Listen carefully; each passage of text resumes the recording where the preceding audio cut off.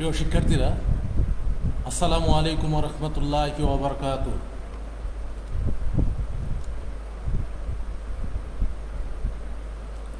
Virtual ক্লাসে নারায়ণগঞ্জে নতুন ছাত্রছাত্রী ভর্তিকৃত যারা ভর্তি হয়েছ তাদেরকে যুক্তিবিদ্যা ক্লাসে সবাইকে স্বাগতম জানাচ্ছি।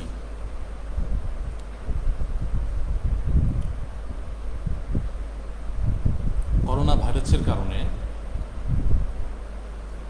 আমরা এই ওরিয়েন্টেশন ক্লাস ভার্চুয়াল ক্লাসের মাধ্যমে নিতে হচ্ছে। যদি এই করোনা ভাইরাস না থাকতো তাহলে আমরা আজ সরাসরি শ্রেণীতে বসে তোমাদের দেখে এবং তোমরাও আমাকে দেখতে পারতে, তাহলে সরাসরি আমরা ক্লাস করতে পারতাম। কিন্তু অত্যন্ত দুঃখের বিষয় যে আমরা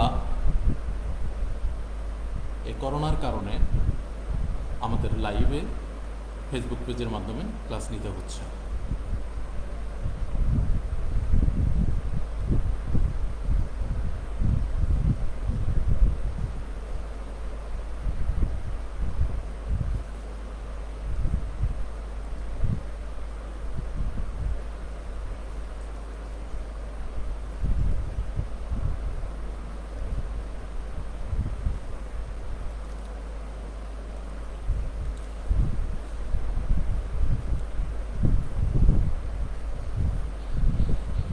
প্রিয় শিক্ষার্থীরা,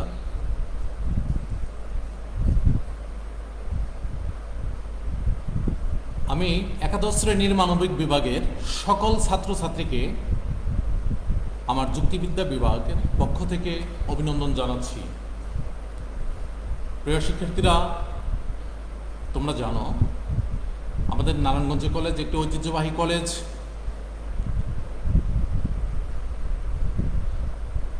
আমাদের নারায়ণগঞ্জ কলেজের অন্যতম বৈশিষ্ট্য হচ্ছে এখানে নিয়মিত পাঠদান করা,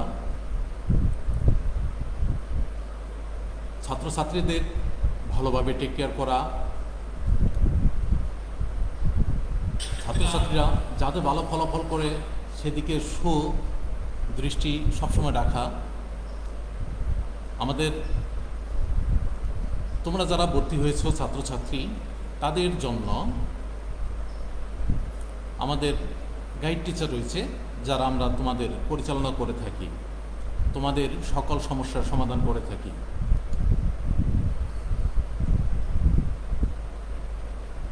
আমরা প্রথমে জেনে নিই কলেজ পরিচিতি। নারায়ণগঞ্জ কলেজ, তোমরা নারায়ণগঞ্জ কলেজের লোগো দেখতে পাচ্ছ। আমাদের নারায়ণগঞ্জ কলেজ এমন একটি শিক্ষা প্রতিষ্ঠান যেখানে উচ্চশিক্ষা প্রদান করা হয় এবং আমাদের কলেজে বিভিন্ন গবেষণামূলক কাজকর্ম করা হয়। আমাদের এই কলেজটি নারায়ণগঞ্জ শহরে অবস্থিত বলে এর নাম অনুসারে এই কলেজের নামকরণ করা হয়েছে নারায়ণগঞ্জ কলেজ। আমাদের নারায়ণগঞ্জ কলেজের যাত্রা এবং কার্যক্রম শুরু হয় 1980 সাল থেকে। নারায়ণগঞ্জ শহরের মধ্যে অবস্থিত এই নারায়ণগঞ্জ কলেজটি অন্যতম। আমাদের এই নারায়ণগঞ্জ কলেজের অবকাঠামো দিক এবং শিক্ষাগত দিক খুবই উন্নত। প্রিয় শিক্ষার্থীরা, তোমরা যারা নারায়ণগঞ্জ কলেজে ভর্তি হয়েছ, যেহেতু অনলাইনের মাধ্যমে ক্লাস নিচ্ছি, তোমরা 2-1 দিন কলেজে এসে ভর্তি হয়ে গিয়েছিলে, এই জন্যে তোমাদের এই কলেজ সম্পর্কে ধারণা খুবই ক্ষীণ।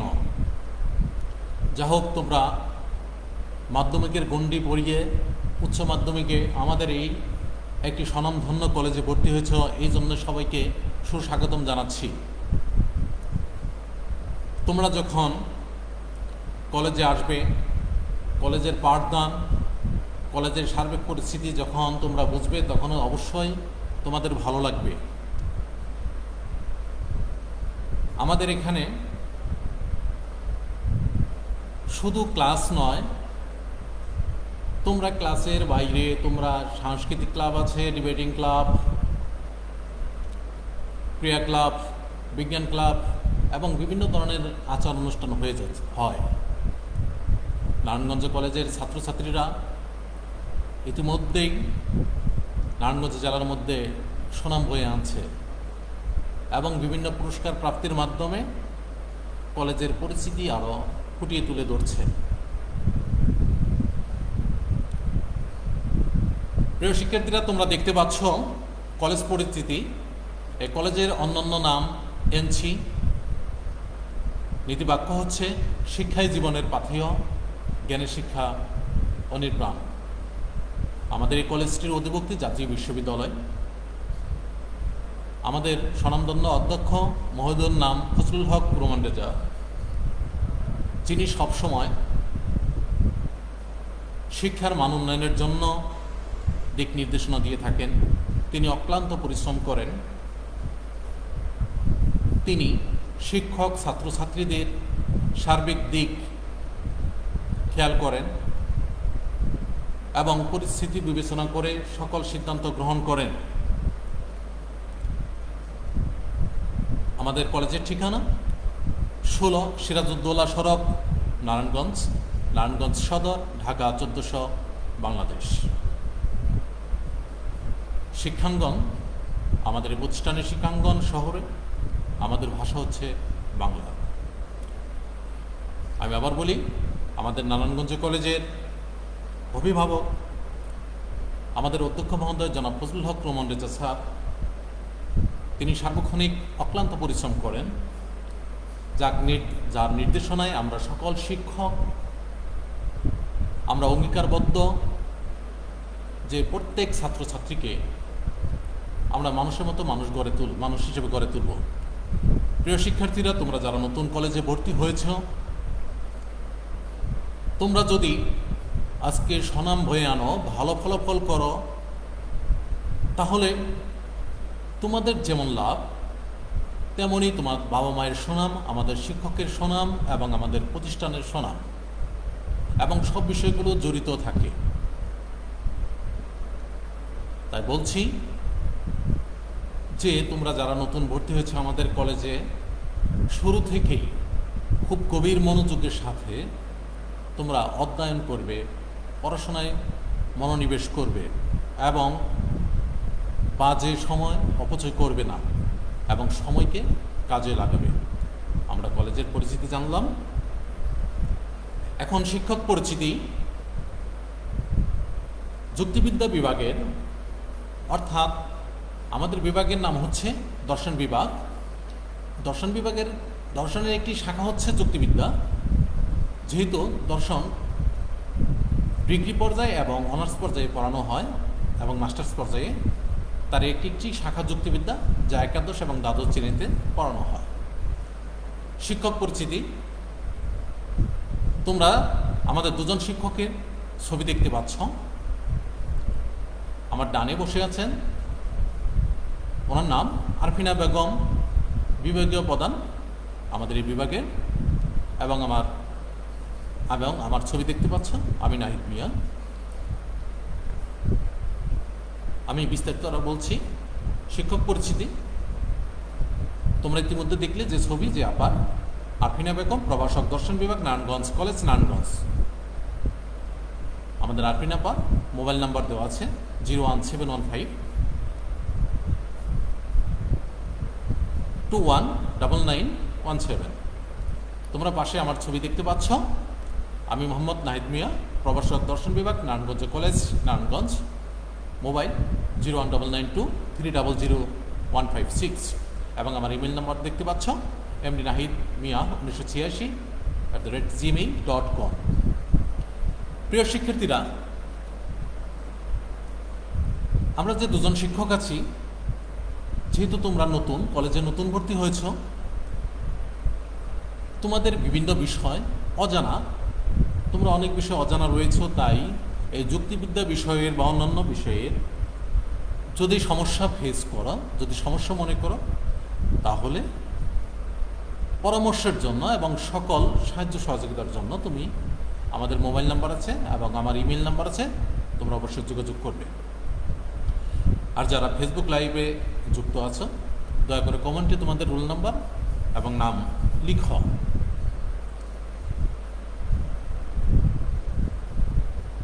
আমি তোমাদের কিছু দিক নির্দেশনার কথা বলবো এখন। যেহেতু আজকে প্রাথমিক ক্লাস, আমার খুব কষ্ট হচ্ছে।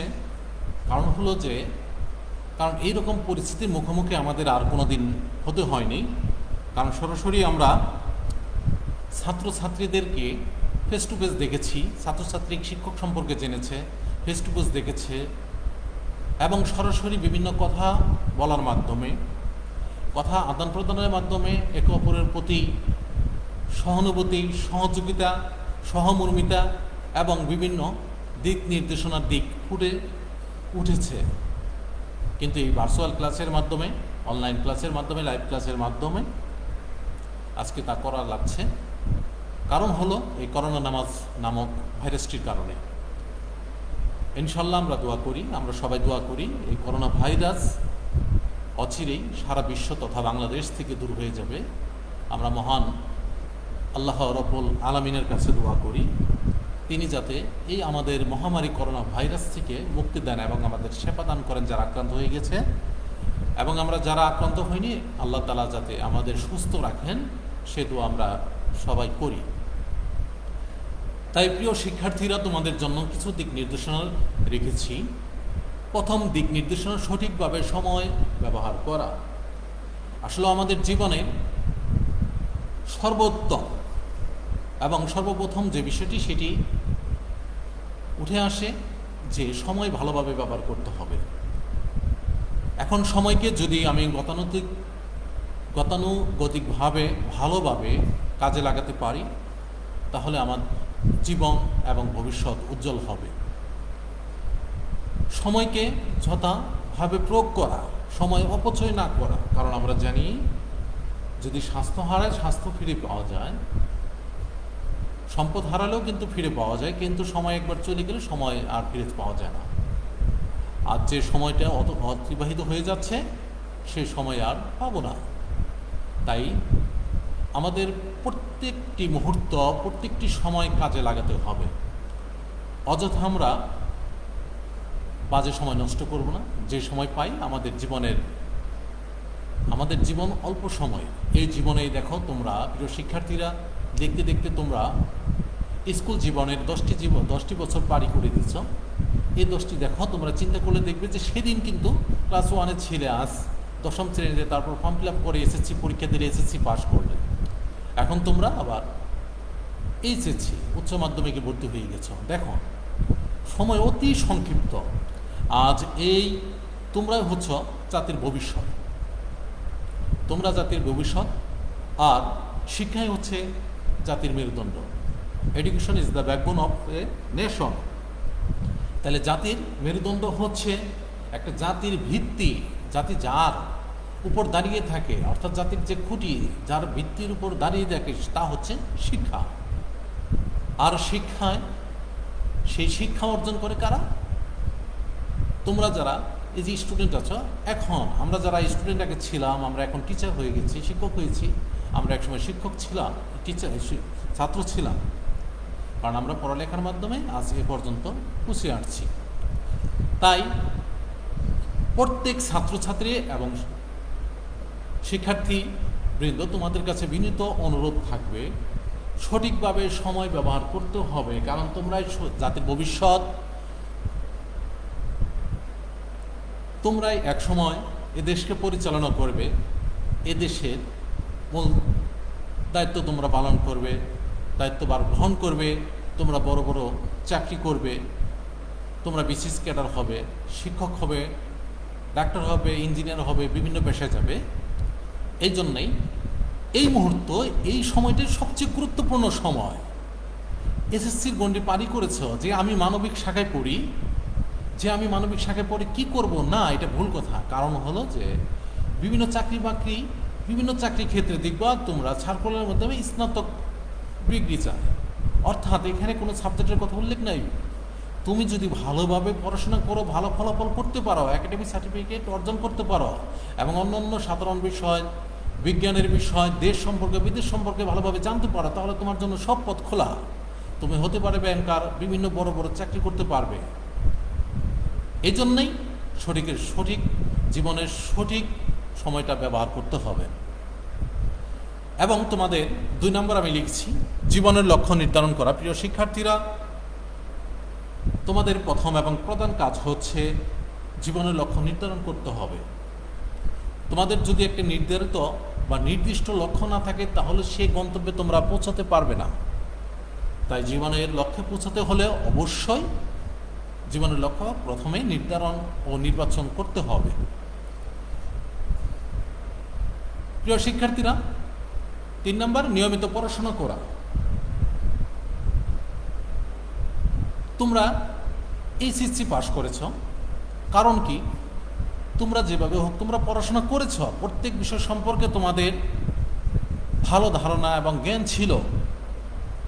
এখন কথা হলো, যারা একটু রেজাল্ট খারাপ করেছে এবং যারা একটু ভালো করেছে, দেখো তারতম্যটা হলো যে যে পড়াশোনা বেশি করেছে এবং ভালোভাবে আয়ত্ত করেছে, অবশ্যই সে একটি ভালো ফলাফল অর্জন করেছে। এখন তুমি এইচএসসি পরীক্ষায় তুমি বি গ্রেড পেয়েছ, 3 পয়েন্ট বা A- পেয়েছ, এরকম আছে। তোমার টার্গেট থাকতে হবে যে এইচএসসি পরীক্ষায়, উচ্চ মাধ্যমিক পরীক্ষায় আমাকে অবশ্যই ভালো ফলাফল করতে হবে, আমাকে A+ পেতে হবে। আর তুমি যদি এখন তোমার হাতে যথেষ্ট সময় রয়েছে, 2 বছর কেবলমাত্র শুরু হলো, এই 2 বছর তুমি যদি ভালো ফলাফল অর্জন করতে পারো, তাহলে তুমি একটি ভালো বিশ্ববিদ্যালয়ে ভর্তি হতে পারবে। আর ভালো বিশ্ববিদ্যালয়ে ভালো একটি বিষয়ে পড়াশোনা করবে, তাহলে তোমার জীবন অনেক সুন্দর হবে। কারণ হলো যে একটা ভালো সার্টিফিকেট, ভালো বিশ্ববিদ্যালয় পড়াশোনা করা মানে তুমি একটি ভালো চাকরি পাবে। কারণ হলো যে এখন থেকে তোমার যদি ভালো ফলাফল অর্জন করো, তোমার মনের ভিতরে একটি স্নেহ জাগবে এবং তোমার মনের ভিতরে একটি কাজ করবে যে আমাকে না ভালো হতে হবে, আমাকে প্রতিযোগিতামূলক ব্যবস্থায় অংশগ্রহণ করতে হবে। এবং তোমার ভালো ফলাফল করলে মনের যে একটা আগ্রহ থাকবে এবং তোমার মনকে নিজেকে নিজে নাড়া দিবে। যেমন সেই তোমার মনকে যদি এভাবে নাড়া দিতে থাকে, তাহলে তুমি কি ভালো ফলাফল অর্জন করবে এবং তোমার উৎসাহ উদ্দীপনা জাগবে যে না, ভবিষ্যতে আমাকে অবশ্যই ভালো একটা চাকরি করতে হবে, ভালো মানুষের মতো মানুষ হতে হবে। অবশ্যই তোমার তাহলে সেখানে তুমি বিভিন্ন বই পুস্তক তোমার পড়তে আরও ভালো লাগবে এবং তুমি সব কিছু সম্পর্কে জানবে। এই জন্য নিয়মিত পড়াশোনা করতে হবে। আরেকটি বিষয় হলো 4 নম্বর, নিয়মিত রুটিন অনুসরণ করা। আমরা জানি রুটিন মাফিক জীবন হলো সবচেয়ে গুরুত্বপূর্ণ সময় এবং ভালো সময়। নিয়মিত রুটিন মাফিক যদি তুমি সব সময় কাজ করো, যে আমি সকালে নামাজ পড়বো, সকালে ঘুম থেকে উঠে নামাজ পড়বো, তারপর আমি বই নিয়ে পড়তে বসবো, খানা খাবো। যদি কলেজ খোলা থাকে, করোনা ভাইরাস যদি চলে যায়, কলেজ খোলাতে আমি কলেজে নিয়মিত যাব। তারপর কলেজ থেকে আসার পর আমি কোন কাজ করব, সেই কাজগুলো যদি তুমি রুটিন মাফিক করো, তাহলে তোমার জন্য অনেক ভালো হবে এবং ভবিষ্যৎ উজ্জ্বল থাকবে। আর 5 নম্বর যেটা রেখেছি, বর্তমানে যেহেতু করোনা ভাইরাস চলতেছে, সেই তো আমাদের জন্য আসলে বেদনার বিষয়, দুঃখের বিষয়। কারণ হচ্ছে যে আমরা সরাসরি শিক্ষক এবং ছাত্রছাত্রীর মাঝে উপস্থিত হতে পারছি না সরাসরি। এই জন্যই এখন বর্তমানে আমরা তোমাদের জন্য আমাদের মাননীয় অধ্যক্ষ মহোদয় স্যার অক্লান্ত পরিশ্রমের মাধ্যমে এবং অক্লান্ত পরিশ্রমের মাধ্যমে আমাদের অনলাইন ক্লাস যুক্ত করেছেন।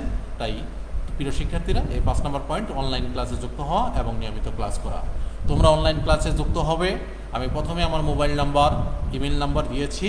তোমরা যে সমস্যা পড়বে, সেই সমস্যার কথা লিখবে অথবা ফোন করবে, আমি ইনশাল্লাহ সমাধান করব। আর বিষয় হলো, আজকে প্রাথমিক আমার ক্লাস, আজকে তোমাদের পরিচিতি পর্ব একটি ক্লাস। তাই আমরা কন্টেন্টের মাধ্যমে আমি বিস্তারিত ক্লাসের বিষয়গুলো পড়াচ্ছি না। আমরা নেক্সটে যখন আমি ক্লাস নিব, সেহেতু অধ্যায় ভিত্তিক তোমাদের বিষয়গুলো আলোচনা করব। তারপরও আজকে আমাদের কিছু বিষয় যে আমাদের অধ্যায়ে আছে, যুক্তিবিদ্যা কেমন কি বিষয়, সে সম্পর্কেও আলোচনা করব। প্রিয় শিক্ষার্থীরা, এখন তোমাদের যেহেতু আজকে প্রথম ক্লাস, এখন তোমাদের সব কিছু বিষয়ে অজানা। যে তোমরা ভাবতেছ যে আমরা তো ছাড়ের নাম্বার জানি না বা কাউকে চিনি না, তাহলে আমরা কোন বই কিনতে পারি বা কি করতে পারি বাজার থেকে? প্রিয় শিক্ষার্থীরা, বইয়ের নাম আমি রেফারেন্স দিচ্ছি যুক্তিবিদ্যা প্রথম পত্র এবং দ্বিতীয় পত্রের জন্য। যুক্তিবিদ্যা প্রথম পত্র এবং দ্বিতীয় পত্রের জন্য প্রাথমিকভাবে এখন যুক্তিবিদ্যার জন্য যে বিষয় বইটা মোটামুটি ভালো লিখেছে এবং বুঝতে পারবে সেটা হলো অক্ষরপত্র প্রকাশনী।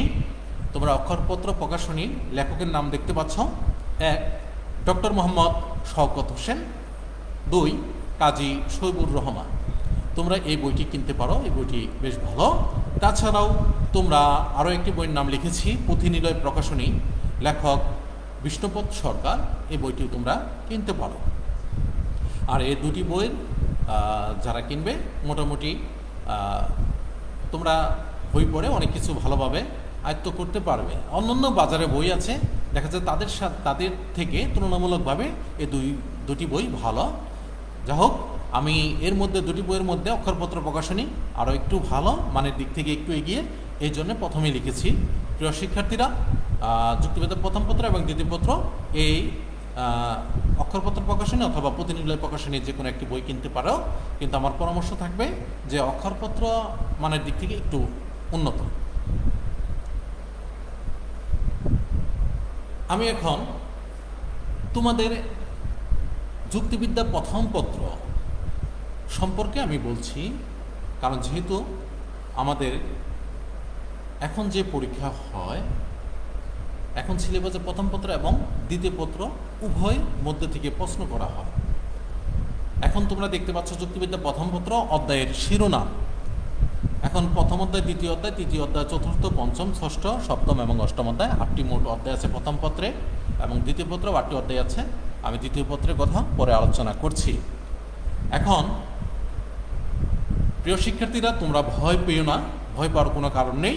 কারণ হলো যে যুক্তিবিদ্যা প্রথম পত্রের যে 8টি অধ্যায় আছে, এখনই কি আমাকে 8টি অধ্যায় পড়তে হবে? না, আমি ধাপে ধাপে আলোচনা করব। যে আমাদের কলেজে শ্রেণী টেস্ট হয় 3টি, ক্লাস পরীক্ষা 3টি, অর্থাৎ 3টি ক্লাস টেস্টের মাধ্যমে যে সিলেবাসগুলো থাকে সেই সিলেবাসগুলোর উপর আবার অর্ধবার্ষিক, বার্ষিক পরীক্ষা হয়। এভাবেই তোমাদের ভয় পাওয়ার কোনো কারণ নেই। আমি প্রথমে অধ্যায়ভিত্তিক কিছু আলোচনা করছি, তাহলে তোমরা সহজেই বুঝতে পারবে। প্রিয় শিক্ষার্থীরা, লক্ষ্য করো, যুক্তিবিদ্যা প্রথম পত্রের আমাদের অধ্যায়ের শিরোনাম, প্রথম অধ্যায় যুক্তিবিদ্যা পরিচিতি। অর্থাৎ প্রথম অধ্যায় থেকে আমরা যুক্তিবিদ্যা যারা নিয়েছ, যারা অন্যান্য বিষয় নিয়েছ, তাহলে এই বিষয় সম্পর্কে অবশ্যই আমাদের জানতে হবে। এবং তাই প্রথম অধ্যায়টা হলো যুক্তিবিদ্যা পরিচিতি। এই অধ্যায় থেকে আমরা যুক্তিবিদ্যার উৎপত্তি ও ক্রমবিকাশ সম্পর্কে জানতে পারবো।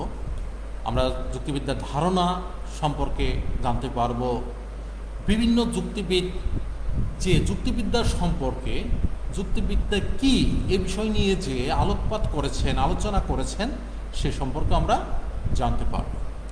আমরা এই প্রথম অধ্যায় পাঠ করে যুক্তিবিদ্যার স্বরূপ, যুক্তিবিদ্যা বিজ্ঞান না কলা, সে বিষয় সম্পর্কেও জানতে পারব, এবং যুক্তিবিদ্যার পরিসর ও বিষয়বস্তু সম্পর্কে জানতে পারবো, এবং যুক্তিবিদ্যা পাঠের প্রয়োজনীয়তা সম্পর্কে আমরা জানতে পারব। তাহলে যুক্তিবিদ্যা প্রথম পত্রের প্রথম অধ্যায় সম্পর্কে আমরা জানলাম। আমরা এখন জানব যুক্তিবিদ্যা প্রথম পত্রের দ্বিতীয় অধ্যায় সম্পর্কে। দ্বিতীয় অধ্যায়ের নাম যুক্তিবিদ্যার প্রায়োগিক দিক। যুক্তিবিদ্যার প্রায়োগিক দিক। যুক্তিবিদ্যার প্রায়োগিক দিক কি? যুক্তিবিদ্যা হচ্ছে এমন এক বিদ্যা যে এই বিদ্যা প্রায় প্রত্যেকটি বিষয়ের সাথে সাদৃশ্য থাকে, এবং যে যে বিষয়ের সাথে সাদৃশ্য থাকে এবং এ অধ্যায়ে কোন কোন বিষয়ের সাথে বেশি সাদৃশ্য এবং সম্পর্ক, কিছু পার্থক্য থাকে, সে বিষয় নিয়ে আলোকপাত করা হয়েছে। তাই যুক্তিবিদ্যা দ্বিতীয় অধ্যায় থেকে আমরা যুক্তিবিদ্যা ও দর্শনের সম্পর্ক, পার্থক্য আমরা জানতে পারবো। যুক্তিবিদ্যা ও নীতিবিদ্যা সম্পর্কে আমরা জানতে পারবো। যুক্তিবিদ্যা ও নন্দনতত্ত্ব সম্পর্কে আমরা জানতে পারবো। যুক্তিবিদ্যা ও গণিত, যুক্তিবিদ্যা ও কম্পিউটার, যুক্তিবিদ্যা ও শিক্ষা এবং বাস্তব জীবনের যুক্তিবিদ্যার কি প্রয়োগ, সে সম্পর্কে আমরা জানতে পারব। আমরা তৃতীয় অধ্যায় সম্পর্কে দেখতে পাচ্ছি। তৃতীয় অধ্যায়ে যুক্তির উপাদান।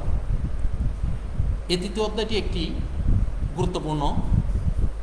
এই তৃতীয় অধ্যায়ে আমরা যদি আলোচনা করি, আমরা যদি পড়ি ভালোভাবে, যে বিষয়গুলো জানতে পারবো তা হলো যে পদ ও বাক্য। প্রিয় শিক্ষার্থীরা, তোমরা ইতিমধ্যে যারা যেমন নবম দশম শ্রেণী গণ্ডি পার হয়েছ, নবম দশম শ্রেণীতে বা অন্যান্য ক্লাসে তোমরা বাংলা দ্বিতীয় পত্র পড়েছ, সেখানে তোমরা পদ, বাক্য, শব্দ ইত্যাদি বিষয় পড়েছ। ঠিক তৃতীয় অধ্যায়ে আমাদের পদ, বাক্য সম্পর্কে আলোচনা করা হয়েছে, শব্দের শ্রেণীবিভাগ সম্পর্কে আলোচনা করা হয়েছে। প্রায় বাংলা দ্বিতীয় পত্রের মতোই, কিন্তু একটু পার্থক্য রয়েছে। তাই তৃতীয় অধ্যায় পড়লে আমরা যে বিষয় জানতে পারবো তা হলো পদ ও বাক্য সম্পর্কে জানতে পারবো, পদ ও শব্দ সম্পর্কে জানতে পারবো, শব্দের শ্রেণীবিভাগ, তারপর পদের যথার্থ ব্যক্তার্থ বা যথার্থ পরিমাণ বা গুণের দিক, ব্যক্তার্থ পরিমাণের দিক, যথার্থ গুণের দিক, এ বিষয় সম্পর্কে আমরা জানতে পারবো। পদের প্রকারভেদ, বাক্য ও যুক্তিবাক্য, অবধারণ ও যুক্তিবাক্য, যুক্তিবাক্যের গঠন, বাক্যকে বিভিন্ন যুক্তিবাক্যে রূপান্তর করা, তারপর এগুলো আমরা জানতে পারব। তারপর চতুর্থ অধ্যায় হচ্ছে বিধেয়ক। এই বিধেয়ক কি সে সম্পর্কে আমরা যখন আলোচনা করব তোমাদের কাছে খুবই সহজ মনে হবে। আসলেও প্রাথমিক পর্যায়ে যেহেতু তোমাদের এই বিষয় যুক্তিবিদ্যা সম্পর্কে অজানা, প্রাথমিক পর্যায়ে তোমাদের কাছে অনেক কঠিন মনে হতে পারে যে এই বিষয়টা কেমন বা কী, সে ধারণা থাকতে পারে। কিন্তু দেখা যাচ্ছে যে যুক্তিবিদ্যা খুবই সহজ বিষয়, এবং আমাদের যুক্তিবিদ্যা বিষয়টি যদি তুমি অল্প, এখানে কিছু সূত্রের মধ্যে আছে, অল্প পড়ে অধিক নাম্বার পাওয়া যায়। দেখা যাচ্ছে চতুর্থ অধ্যায় বিধেয়কের প্রকৃতি প্রভৃতি, বিধেয় এবং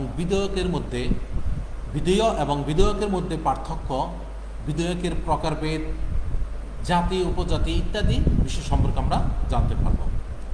আমরা পঞ্চম অধ্যায়ে অনুমান সম্পর্কে জানতে পারব।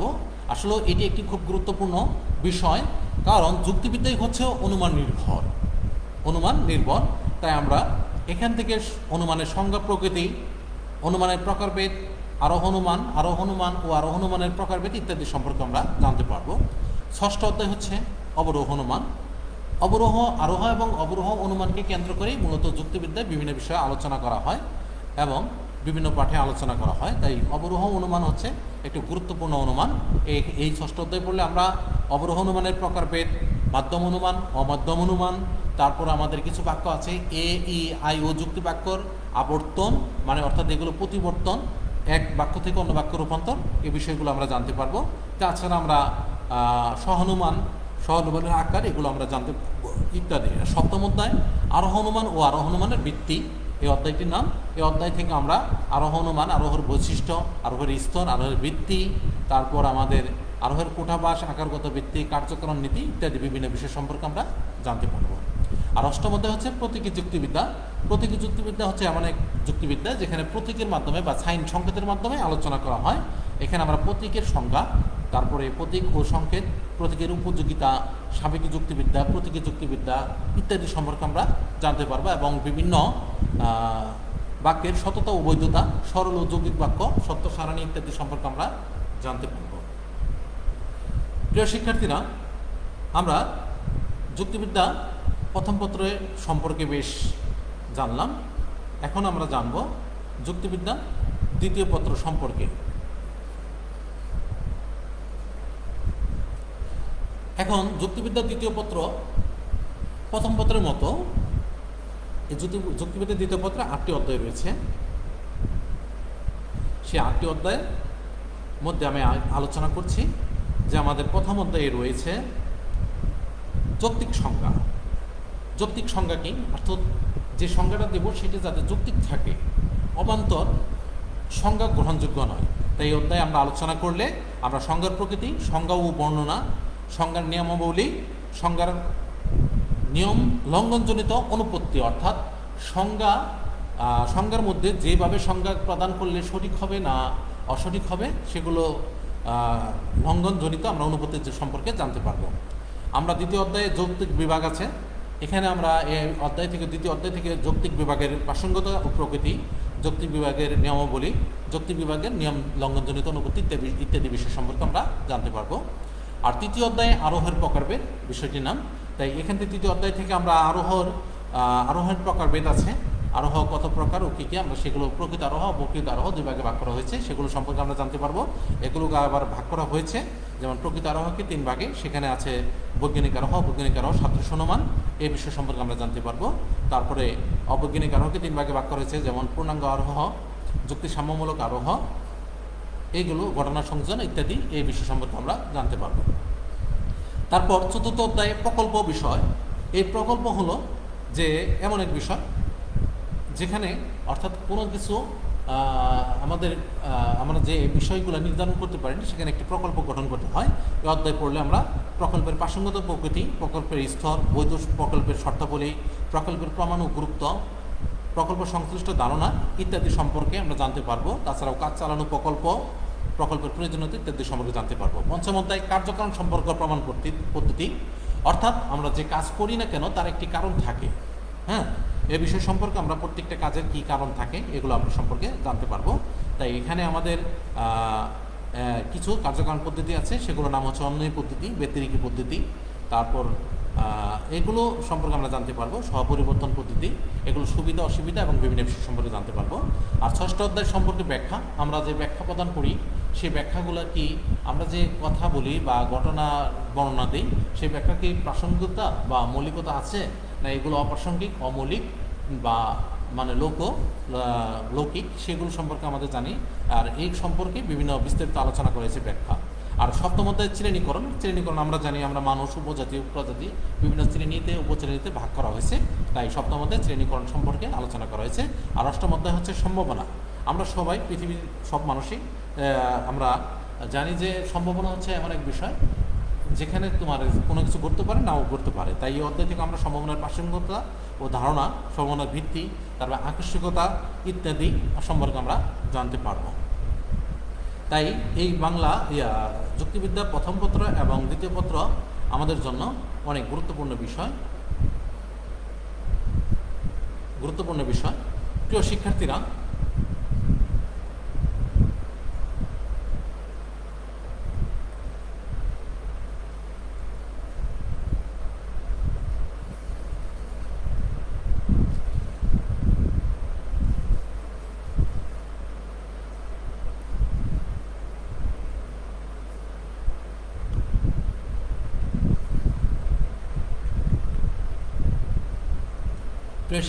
আমরা যুক্তিবিদ্যার দ্বিতীয় পত্র সম্পর্কে জানলাম। এখন আমরা আমাদের লাইন ঠিক আছে কিনা একটু দেখে নিচ্ছি।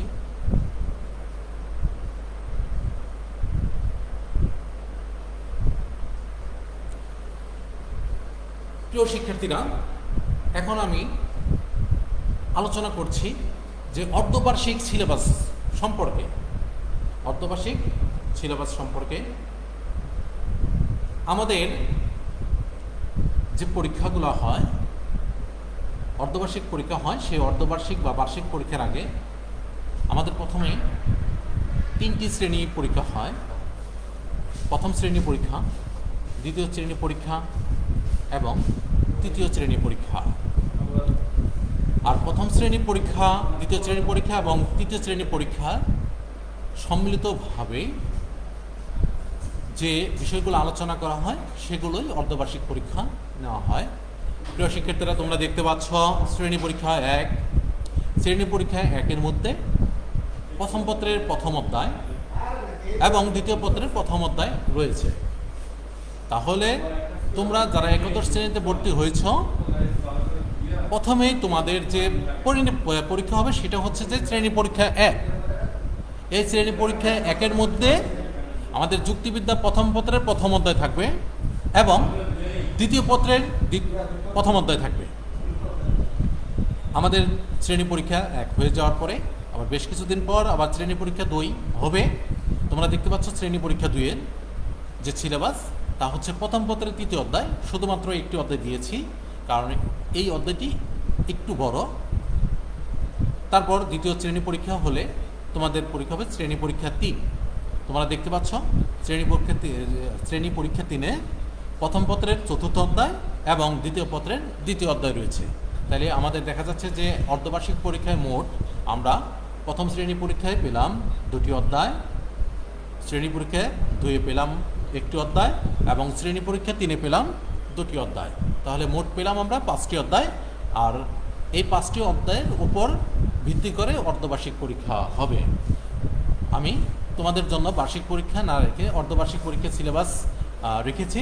আমরা ধাপে ধাপে যখন ক্লাস করব সব বিষয়ে সম্পর্কে তোমাদের আরও অবহিত করব। তাহলে প্রথমে আমরা অর্ধবার্ষিক পরীক্ষার সিলেবাস সম্পর্কে জানলাম। তাহলে অর্ধবার্ষিক পরীক্ষা তোমরা যারা, আমি আরও বলছি যে শ্রেণী পরীক্ষা 1 2টি অধ্যায়, আমি যদি 2টি অধ্যায় তোমরা যদি ভালোভাবে প্রথমে অধ্যয়ন করতে পারো তাহলে এখান থেকে তাহলে তোমরা বেশ কিছু অর্জন করতে পারবে। আবার দ্বিতীয় শ্রেণী পরীক্ষা 2 থেকে তোমরা শেষ করলে এই অধ্যায়টি, তৃতীয় শ্রেণী পরীক্ষা তোমরা যদি অধ্যায় 2টি আছে শেষ করো তাহলে অর্ধবার্ষিক পরীক্ষার জন্য তোমাদের কোনো ঝামেলা হবে না। তাহলে দেখা যাচ্ছে যে পূর্বে যেহেতু তোমাদের এগুলো পড়া রয়েছে, তাহলে যদি আবার পুনরায় রিভিশন দাও তাহলে দেখা যাচ্ছে যে স্বতঃস্ফূর্তভাবে তোমরা কি পরীক্ষা দিতে পারবে এবং পরীক্ষায় ভালোভাবে উত্তর করতে পারবে এবং তোমাদের জন্য এই পাঠগুলো অধিক সহজ লাগবে। প্রিয় শিক্ষার্থীরা, তোমাদের জন্য তোমরা দেখতে পাচ্ছ মানবন্টন। আমাদের পরীক্ষায় কীভাবে মানবন্টন হবে সে বিষয়ে তোমাদের জানার হয়তো আগ্রহ থাকবে, কারণ যেহেতু স্যার আপনি বললেন শ্রেণী পরীক্ষার কথা বা অর্ধবার্ষিক পরীক্ষার কথা, কীভাবে মানবন্টন হয় সেটা তো আমরা জানি না। কৌতূহল থাকতে পারে যেহেতু তোমরা প্রথম ভর্তি হয়েছ। শ্রেণী পরীক্ষা দেখো, শ্রেণী পরীক্ষায় মোট 30 নম্বরের শ্রেণী পরীক্ষা হয় আমাদের এখানে। 2টি সৃজনশীল প্রশ্ন থাকবে যুক্তিবিদ্যায়, 2টি সৃজনশীল প্রশ্ন 20 নম্বর, অর্থাৎ প্রথম সৃজনশীল প্রশ্নে 10 নম্বর, দ্বিতীয় সৃজনশীল প্রশ্ন থাকবে 10 নম্বর, মোট 20 নম্বর, এবং 10টি বহু নির্বাচনী পরীক্ষা প্রশ্ন থাকবে, সেখানে হচ্ছে 10 নম্বর। তাহলে মোট এখানে 30 নম্বর। আমাদের যে 2টি সৃজনশীল প্রশ্ন থাকবে 2টির উত্তর করতে হবে এবং 10টি বহু নির্বাচনী প্রশ্নের উত্তর করতে হবে। আশা করছি তোমরা শ্রেণী পরীক্ষা সম্পর্কে ভালোভাবে বুঝেছ। এখন অর্ধবার্ষিক পরীক্ষা হবে 100 মার্কের, 100 নম্বরের পরীক্ষা হবে। আর এখানে অর্ধবার্ষিক পরীক্ষায় আমাদের মোট 11টি সৃজনশীল প্রশ্ন থাকবে। সেই 11টি প্রশ্ন থেকে 7টি প্রশ্নের উত্তর করতে হবে এবং বহু নির্বাচনী প্রশ্ন থাকবে 30টি, সেই 30টি প্রশ্ন উত্তর করতে হবে। তোমরা দেখতে পাচ্ছ সৃজনশীল প্রশ্নের নম্বর হচ্ছে 70 এবং বহু নির্বাচনী প্রশ্নের নম্বর হচ্ছে 30। তাহলে মোট প্রশ্নের নম্বর দাঁড়ায় 100। আশা করি তোমরা বুঝতে পেরেছ। প্রিয় শিক্ষার্থীরা, আমি তোমাদের সাথে ইতিমধ্যে আমাদের যুক্তিবিদ্যা প্রথম পত্র এবং যুক্তিবিদ্যা দ্বিতীয় পত্রের বিভিন্ন অধ্যায়ের শিরোনাম এবং আমাদের অর্ধবার্ষিক পরীক্ষার সিলেবাস সম্পর্কে এবং নম্বরের মানবন্টন সম্পর্কে আলোচনা করলাম। যেহেতু প্রথম ক্লাস পরিচিতি ক্লাস, সেহেতু যেহেতু নেক্সটে যদি ক্লাস যখন নিব তখন বিস্তারিত এই কন্টেন্টের মাধ্যমে তোমাদের যে বিষয়গুলো আমরা আস্তে আস্তে প্রত্যেক পার্ট কন্টেন্টের মাধ্যমে পড়াতে শুরু করব। তাই আজকে অতি সংক্ষেপে আজকের পাঠ যুক্তিবিদ্যা প্রথম পত্র প্রথম অধ্যায়, কারণ এই অধ্যায়টি তোমাদের প্রথম শ্রেণী পরীক্ষা আছে। তাহলে আমরা ইতিমধ্যে জানলাম যে শ্রেণী প্রথম পরীক্ষায় যুক্তিবিদ্যা প্রথম পত্রে প্রথম অধ্যায় এবং যুক্তিবিদ্যা দ্বিতীয় পত্রে প্রথম অধ্যায় আছে। তাই যুক্তিবিদ্যা প্রথম পত্রের প্রথম অধ্যায় যে যুক্তিবিদ্যা পরিচিতি সম্পর্কে আলোকপাত করা হয়েছে। তাই এই অধ্যায়টি সম্পর্কে এখন আমরা কি কি জানতে পারি তা তোমরা স্ক্রিনে লক্ষ্য করছো যে আমরা এই যুক্তিবিদ্যার উৎপত্তি ও বিকাশের ইতিহাস এখন বর্ণনা করতে পারবো। তারপর যুক্তিবিদ্যার ধারণা বর্ণনা করতে পারবো। 3, যুক্তিবিদ্যার সংজ্ঞা দিতে পারবো।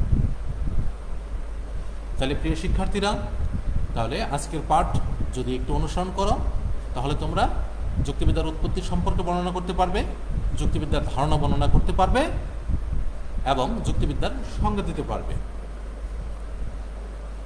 এখন যুক্তিবিদ্যার উৎপত্তি কি শুরুতেই আমি একটু আলোচনা করে নিচ্ছি। যুক্তিবিদ্যার ইংরেজি প্রতিশব্দ হচ্ছে লজিক এবং এর উৎপত্তি হয়েছে গ্রিক শব্দ লজিকি শব্দ থেকে। লজিকি শব্দটি আবার গ্রিক শব্দ লগোসের বিশ্লেষণ। লগোস শব্দের অর্থ হলো চিন্তা বা ভাষা। লগোস শব্দের অর্থ হলো চিন্তা বা ভাষা। আমরা জানি যে চিন্তার সাথে ভাষার সম্পর্ক অবিচ্ছেদ্য, অর্থাৎ আমাদের যে চিন্তা ভাবনা আছে আমরা ভাষার মাধ্যমেই ভাব বিনিময় করি এবং প্রকাশ করি। আমাদের মনের চিন্তাধারাকে আমরা সবসময় ভাষার মাধ্যমেই কিন্তু প্রকাশ করি। সুতরাং উৎপত্তিগত অর্থে যুক্তিবিদ্যা হলো ভাষায় প্রকাশিত চিন্তার বিজ্ঞান। ভাষায় প্রকাশিত চিন্তার বিজ্ঞান। তাই আমরা আরও বলতে পারি যুক্তিবিদ্যার সংজ্ঞা হিসেবে যে ব্যবহারিক বিজ্ঞান ভ্রান্তিকে পরিহার করে সত্যকে অর্জন করার উদ্দেশ্যে সঠিক যুক্তি পদ্ধতি বা অনুমান এবং তার সহায়ক প্রক্রিয়াগুলোকে নিয়ন্ত্রণ করে তাকে যুক্তিবিদ্যা বলে। অর্থাৎ যুক্তিবিদ্যা হচ্ছে এমন এক বিষয় যা সবসময় সত্যকে গ্রহণ করে এবং অসত্যকে এবং অবান্তর যে প্রশ্নগুলো আছে সেগুলোকে পরিহার করে। তাই যুক্তিবিদ্যা আমাদের জন্য একটি গুরুত্বপূর্ণ বিষয়। যুক্তিবিদ্যা সম্পর্কে একটি প্রমাণের সংজ্ঞা আমরা দিতে পারি। এখন যুক্তিবিদ্যা সম্পর্কে অধিক গুরুত্বপূর্ণ একটি সংজ্ঞায়ন করেছেন যুক্তিবিদ আই.এম. কবি। অর্থাৎ তার মতে যুক্তিবিদ্যা হচ্ছে বৈধ যুক্তি হতেও অবৈধ যুক্তির পার্থক্য নির্দেশ করার জন্য ব্যবহৃত পদ্ধতি ও নীতিসমূহের একটি বিদ্যা, বিশিষ্ট বিদ্যা। আমি আবার বলছি, যুক্তিবিদ্যা আই.এম. কবির মতে যুক্তিবিদ্যা হচ্ছে বৈধ যুক্তি হতে অবৈধ যুক্তির পার্থক্য নির্দেশ করার জন্য ব্যবহৃত পদ্ধতি ও নীতিসমূহের একটি বিশিষ্ট বিদ্যা। তাহলে আমরা এই সংজ্ঞা থেকে আমরা কি বুঝতে পারছি যে যুক্তিবিদ্যা এমন এক বিদ্যা যা শুধুমাত্র বৈধ যুক্তি থেকে অবৈধ যুক্তির পার্থক্য নির্দেশ করবে। অর্থাৎ এখানে যুক্তিবিদ্যা সত্যকে গ্রহণ করবে এবং অসত্যকে পরিহার করবে। তাই আমরা বলতে পারি যে বিষয় যুক্তি ও তার সংশ্লিষ্ট প্রক্রিয়াগুলোর সাহায্যে যথার্থ যুক্তি প্রয়োগ ও অযথার্থ যুক্তি পরিহার করতে সহায়তা করে তাকে যুক্তিবিদ্যা বলে। অর্থাৎ যুক্তিবিদ্যা হচ্ছে এমন এক বিদ্যা, এটি বৈধ যুক্তি থেকে অবৈধ যুক্তির পার্থক্য নির্দেশ করার জন্য ব্যবহৃত পদ্ধতি ও নীতিসমূহের একটি বিশিষ্ট বিদ্যা এবং এই বিষয়গুলো নিয়ে আলোচনা করে। প্রায় 2500 বছর পূর্বে এই যুক্তিবিদ্যা বিষয়ের চর্চা শুরু হয় এবং বর্তমানে এসে এই যুক্তিবিদ্যা বিষয়টি একটি স্বতন্ত্র শাখা হিসেবে সুপ্রতিষ্ঠিত হয়েছে। আমরা যুক্তিবিদ্যা সম্পর্কে যে বিভিন্ন যুক্তিবিদ বিভিন্ন সংজ্ঞা দিয়েছেন সে বিষয় সম্পর্কে আমরা জানব। তাহলে যুক্তিবিদ্যা বিষয় সম্পর্কে আমাদের আরও জ্ঞান লাভ করতে পারবো, অধিক ধারণা গ্রহণ করতে পারবো। যুক্তিবিদ্যা সম্পর্কে কিছু প্রামাণ্য সংজ্ঞা রেখেছি। সে প্রামাণ্য সংজ্ঞা দেখা যাচ্ছে যে যুক্তিবিদ জোসেফ বলেন যুক্তিবিদ্যা হলো চিন্তার বিজ্ঞান। এখন প্রশ্ন উঠতে পারে যে যুক্তিবিদ্যা হলো চিন্তার বিজ্ঞানটা কি? আমরা চিন্তার মাধ্যমে ভাষা প্রকাশ করি, ভাষার মাধ্যমে কি চিন্তা ভাবনা, আমাদের যে চিন্তা থাকে সে চিন্তাগুলো প্রকাশ করি, আর চিন্তা প্রকাশ হয় ভাষার মাধ্যমে। তাই দেখা যাচ্ছে যে এই যুক্তিবিদ্যা চিন্তা কেন্দ্রিক। আমাদের যে চিন্তা ভাবনার বিষয় আছে, আমরা যা কল্পনা করি সেগুলো হলো এই যুক্তিবিদ্যার মাধ্যমে সব কিছু প্রয়োগ করতে পারি এবং প্রকাশ করতে পারি এবং এই বিষয় সম্পর্কে জানতে পারি। তাছাড়া আমরা যুক্তিবিদ্যার সম্পর্কে যুক্তিবিদ এরিস্টটল বলেন যুক্তিবিদ্যা হচ্ছে চিন্তার বিজ্ঞান বা বিদ্যা। তিনিও দেখা যাচ্ছেন যে যুক্তিবিদ জোসেফের মতো প্রায় একই কথা বলেছেন। যুক্তিবিদ জেবেন্স তিনি একটি সুন্দর ধারণা দিয়েছেন। তার মতে যুক্তিবিদ্যা হলো যুক্তি পদ্ধতির বিজ্ঞান। যুক্তিবিদ অলড্রেস বলেন যুক্তিবিদ্যা হলো যুক্তি সংক্রান্ত কলা এবং যুক্তিবিদ হোয়েটলি বলেন যুক্তিবিদ্যা হলো যুক্তি পদ্ধতির বিজ্ঞান ও কলা। তাহলে আমরা বেশ কয়েকজনের প্রামাণ্য সংজ্ঞা জানলাম। তাহলে আমরা আরও কিছু প্রামাণ্য সংজ্ঞা জানি, তারপরে বিস্তারিত আলোচনা করছি। যুক্তিবিদ থমসন বলেন যুক্তিবিদ্যা হলো চিন্তার নিয়ম সম্পর্কিত বিজ্ঞান। আবার যুক্তিবিদ আলবার্টাস মেগনাস বলেন যুক্তিবিদ্যা হলো যুক্তি বিষয়ক বিজ্ঞান। যুক্তিবিদ হ্যামিল্টন বলেন যুক্তিবিদ্যা হলো চিন্তার আকারগত নিয়ম সম্পর্কিত বিজ্ঞান। যুক্তিবিদ ইউবার ওয়েক বলেন মানুষের জ্ঞান সম্পর্কিত নিয়মসমূহের নিয়ন্ত্রণকারী বিজ্ঞানী হলো যুক্তিবিদ্যা। যুক্তিবিদ ওয়েলটন বলেন যুক্তিবিদ্যা হলো নির্ভুল চিন্তার নিয়ম সংক্রান্ত বিজ্ঞান। আমরা যুক্তিবিদ্যা সম্পর্কে বিভিন্ন যুক্তিবিদের ধারণা সম্পর্কে জানলাম। প্রিয় শিক্ষার্থীরা, তোমরা স্ক্রিনে দেখতে পাচ্ছ আমি একটু আলোচনা করছি। আমি আবারও আলোচনা করছি যে যুক্তিবিদ্যা ইংরেজি প্রতিশব্দ হচ্ছে কি লজিক, আর এই লজিক শব্দটি গ্রিক শব্দ লগস থেকে এসেছে, যার অর্থ চিন্তা বা ভাষা। তাই ব্যুৎপত্তিগতভাবে যুক্তিবিদ্যার শব্দটি দিয়ে ভাষায় প্রকাশিত চিন্তার বিজ্ঞানকে বোঝায়। আবার লগোস এর জন্য অন্য ভাষা বা শব্দ হয় বলা যায়। শব্দ দিয়ে গঠিত ভাষার মাধ্যমে প্রকাশিত যৌক্তিক চিন্তার বিজ্ঞান হলো যুক্তিবিদ্যা। যুক্তিবিদ্যা হচ্ছে এমন এক বিদ্যা যা তোমাদের চিন্তা ভাবনা অর্থাৎ সত্যকে সামনে রেখে সত্যকে প্রকাশ করে এবং অসত্যকে বর্জন করে। বিশ্বের প্রথম শিক্ষক বলে খ্যাত প্রাচীন গ্রিক যুক্তিবিদ এরিস্টটল যুক্তিবিদ্যার জনক। তোমরা জানো যে প্লেটো এবং সক্রেটিসের মাধ্যমে যুক্তিবিদ্যার প্রয়োগ ঘটলেও এখানে এই যুক্তিবিদ্যার পূর্ণাঙ্গ প্রকাশিত হয় এরিস্টটলের হাতে। তাই এরিস্টটলকে যুক্তিবিদ্যার জনক বলা হয়। যুক্তিবিদ্যার জনক বলা হয়। যুক্তিবিদ্যা বিষয়ে প্রিয় শিক্ষার্থীরা, তোমরা মনে করতে পারো যে যুক্তিবিদ্যা কেমন বিদ্যা। যুক্তিবিদ্যা একটি সহজ সাবজেক্ট, সহজ বিষয়। এই বিষয়টি সম্পর্কে তোমরা যদি ভালোভাবে আয়ত্ত করতে পারো তাহলে তোমরা সহজেই এর প্রশ্ন উত্তর করতে পারবে। যুক্তিবিদ্যায় অন্যান্য বিষয়ের মতো তো বেশি ব্যাপক হারে লিখতে হয় না। এখানে অর্থাৎ বুঝে বুঝে কিছু পয়েন্টের মাধ্যমে অল্প লিখলে হয়ে যায়। তাই প্রিয় শিক্ষার্থীরা, তোমরা এই বিষয়টি যারা নিয়েছ তারা গভীর মনোযোগ সহকারে আমাদের যুক্তিবিদ্যা বিষয়টি পড়বে। যেহেতু আজকে প্রথম ক্লাস, পরিচিতি ক্লাস, এজন্য আজকে আমি বিস্তারিত পাঠ তোমাদের জন্য রাখি নাই। শুধুমাত্র যুক্তিবিদ্যাকেই এই পরিচিতিতে শুধু আমরা রেখেছি। আমরা কেন যুক্তিবিদ্যা পড়ব, কেন আমরা যুক্তিবিদ্যা সম্পর্কে জানব, সে বিষয় সম্পর্কে এখন আমি তোমাদের কিছু বলছি। যে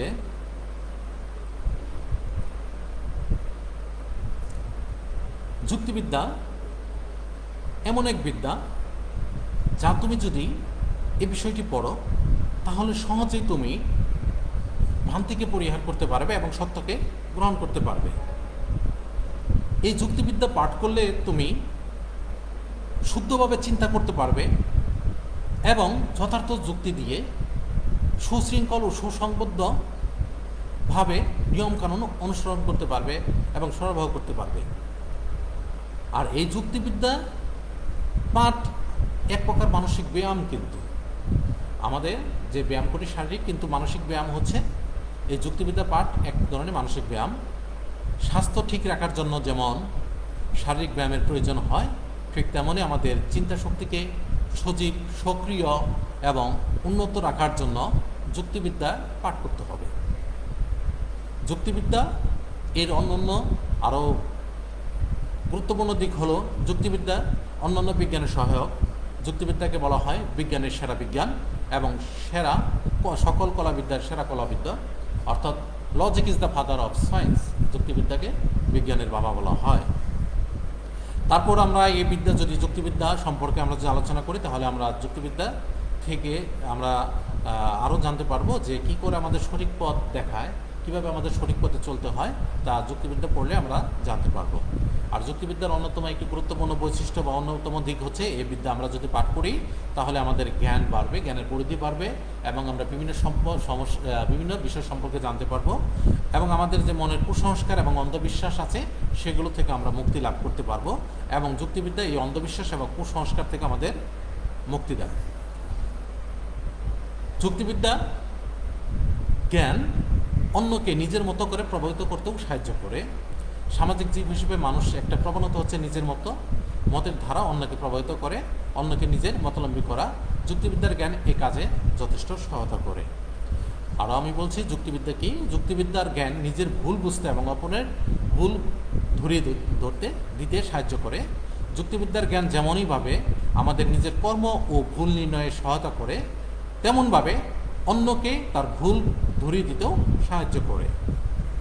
যুক্তিবিদ্যার জ্ঞান আমাদের নিয়ম নীতির অনুরাগী করে তোলে। যুক্তিবিদ্যা হচ্ছে এমন বিদ্যা যা আমাদের নিয়মাবলী করে আচার নিষ্ঠা সঠিকভাবে প্রয়োগ করতে সাহায্য করে। আমাদের কোন বিষয় সম্পর্কে চিন্তা করব, কী মতামত প্রয়োগ করব, কোনটি আমাদের জন্য যথার্থ তা আলোচনা করে। আমরা পরবর্তী ক্লাসে যুক্তিবিদ্যার উৎপত্তি, যুক্তিবিদ্যার বিকাশ, কীভাবে এর বিস্তার ঘটলো সে বিষয় সম্পর্কে আলোচনা করব। প্রিয় শিক্ষার্থীরা, এই বিষয় সম্পর্কে আজকে যে যুক্তিবিদ্যার সংজ্ঞা দিলাম, যুক্তিবিদ্যার সংজ্ঞার উপর ভিত্তি করে তোমাদের জন্য একটি স্লাইডে একক কাজ রেখেছি যে সংক্ষেপে যুক্তিবিদ্যার উৎপত্তির সম্পর্কে আলোচনা করো। সংক্ষেপে যুক্তিবিদ্যার উৎপত্তির সম্পর্কে আলোচনা করো।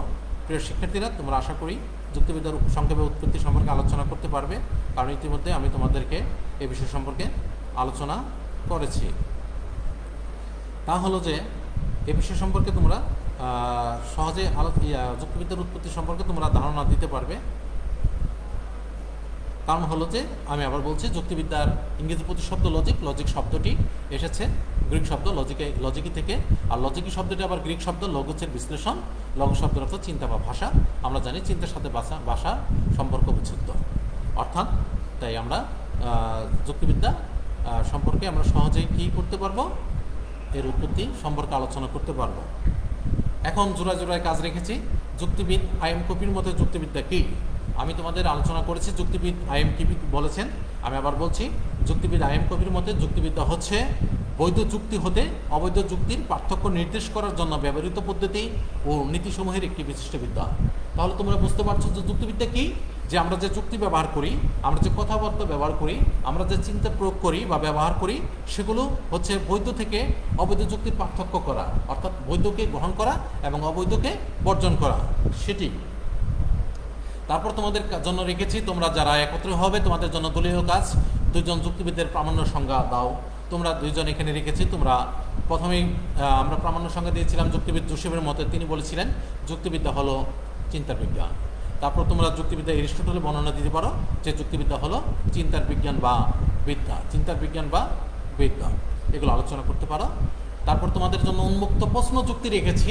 আমরা আজকে যে বিষয় সম্পর্কে জানলাম সে বিষয় সম্পর্কে দেখি আমরা কিছু প্রশ্ন উত্তর করতে পারি কি না। দেখুন মূল্যায়ন, সেই প্রশ্নগুলো হচ্ছে লঘু শব্দের অর্থ কী। প্রিয় শিক্ষার্থীরা, তোমরা জানো লঘু শব্দের অর্থ কী, কারণ লঘু শব্দের অর্থ হলো চিন্তা বা ভাষা। একটু আগে পড়ালাম তোমাদের। লজিক শব্দের অর্থ কী, আমরা জানি লজিক শব্দের অর্থ কী, যুক্তিবিদ্যা, অর্থাৎ যুক্তিবিদ্যার ইংরেজি প্রতিশব্দ হচ্ছে লজিক।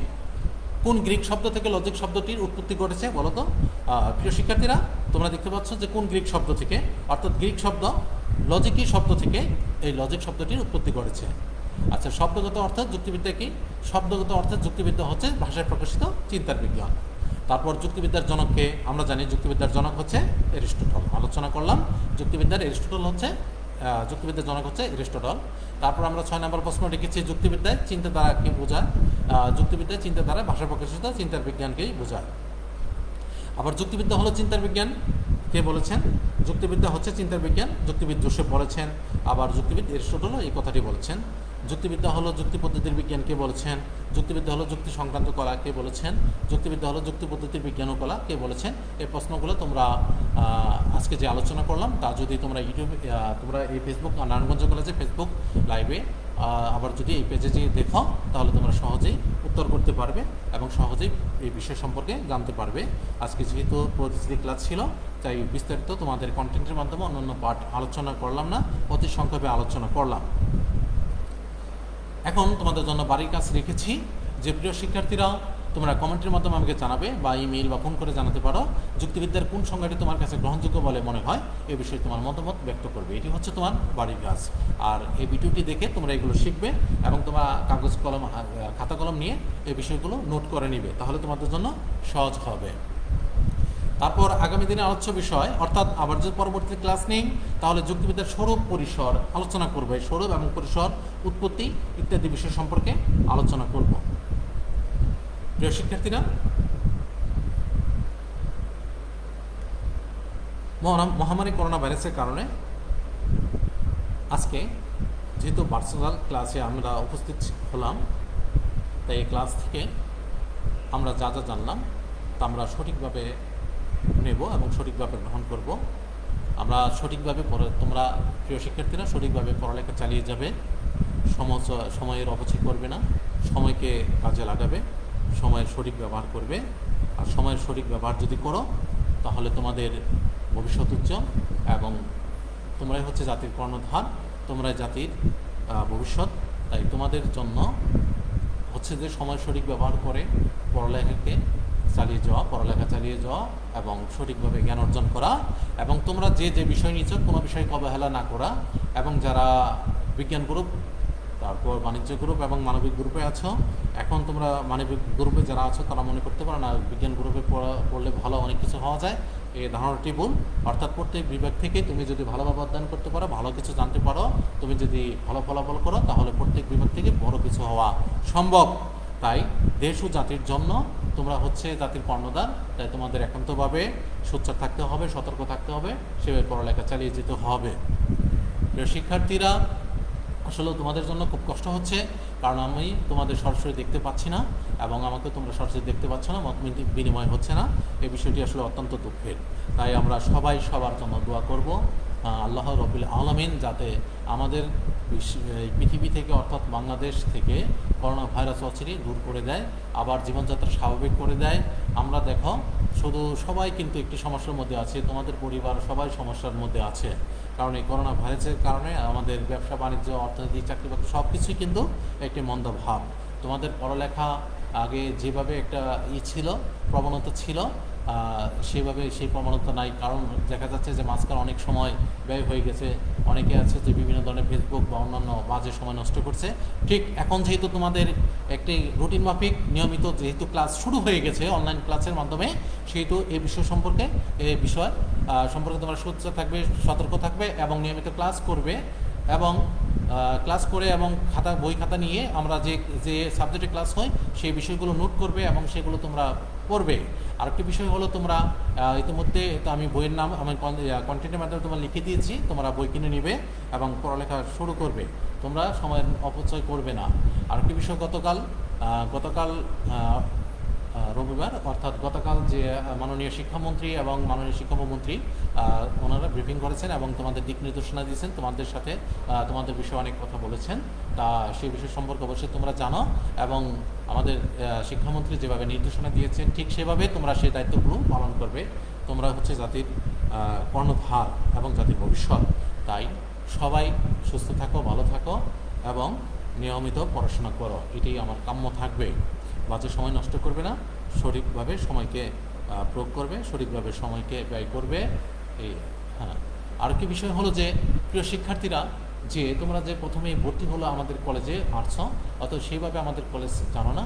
আমাদের কলেজে শৌচ ভবন আছে, আমাদের কলেজে এখানে লিফট চালু হচ্ছে, আমাদের কলেজে স্মার্ট বোর্ড আসতেছে, আমাদের কলেজে পড়ালেখার মান অনেক ভালো, আমাদের কলেজের শিক্ষক খুবই আন্তরিক। প্রত্যেক শিক্ষক তোমার যে কোনো সমস্যার কথা তুমি তোমার শিক্ষকের সাথে শেয়ার করতে পারো, যে কোনো পাঠদান তোমার যে সাবজেক্টে যে কোনো বিষয়ে তুমি সহজেই তুমি শেয়ার করতে পারো, এবং আমাদের মাননীয় অধ্যক্ষ মহোদয় এত আন্তরিক যে তোমরা তার সাথে যে কোনো বিষয় সম্পর্কে সরাসরি আলোচনা করতে পারো, আলোকপাত করতে পারো।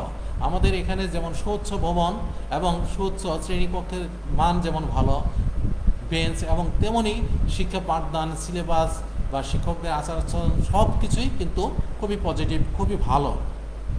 তোমরা যদি ক্লাস করো, যখন করোনা ভাইরাস চলে যাবে অর্থাৎ প্রতিষ্ঠান যখন খুলে দেবে, তাহলে তখনই তোমরা বুঝতে পারবে আসলে আমরা কতটুকু, আমি ক্লাসে বলছি বা শিক্ষকরা বলতেছি, তাহলে কতটুকু তার মূল্যায়ন তোমরা করতে পারবে।